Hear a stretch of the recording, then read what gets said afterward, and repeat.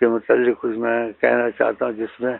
کسی کا نہ میرا ذاتی دخل نہ تمہارا ذاتی دخل، لیکن سمجھنے میں فرق نہ ہے، اس لیے اس میں وضاحت کرنا چاہتا ہوں۔ نبی صلی اللہ علیہ وسلم کا اگر تم قرآن نے کہا تو ان کا کسی چیز میں اختلاف ہو اور یہ آپ کو اپنا حاکم بنائیں، اللہ نے کہا قرآن میں، سورۃ النساء میں آیت ہے، پھر جو آپ فیصلہ کریں اس کو یہ قبول کریں، اور قبول کرنے کے بعد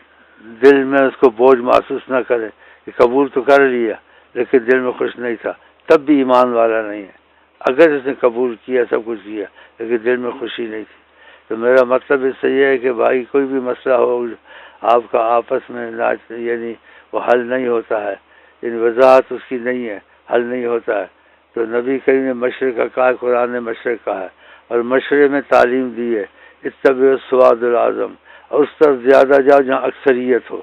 اگر مشرق میں اکثریت آ جائے کہ یہ کام ایسے کرنا ہے، یہ کام نہیں کرنا ہے، یا فلانی بات ایسے ہے، یا فلانی ایسے، مشرق میں اکثر اس طرف چلے جاتے ہیں، اور تھوڑے جیسے 2/3 ادھر ہوتے ہیں اور تھوڑے ادھر ہوتے ہیں، تو پھر وہ جو زیادہ ہے ان کے مشورے پہ عمل کرنا چاہیے۔ اگر وہ عمل کیا مشورے پر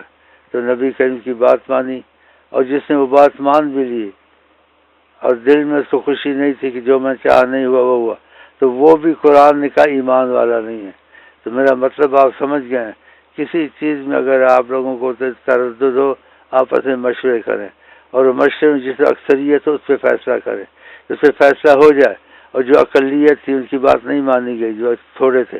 تو ان کو دل میں بوجھ نہیں ہونا چاہیے۔ اگر دل میں بوجھ ہوا نا کہ ہم نے جو چاہا وہ نہیں ہوا، خوش نہیں تھے لیکن قبول کر لیا انہوں نے، تب بھی وہ ایمان والے نہیں ہیں، یہ قرآن نے کہا۔ تو آئندہ ایسے نہ کریں، اور جس نے ایسے کیا کہ مان تو لیا بھئی اقلیت میں ہم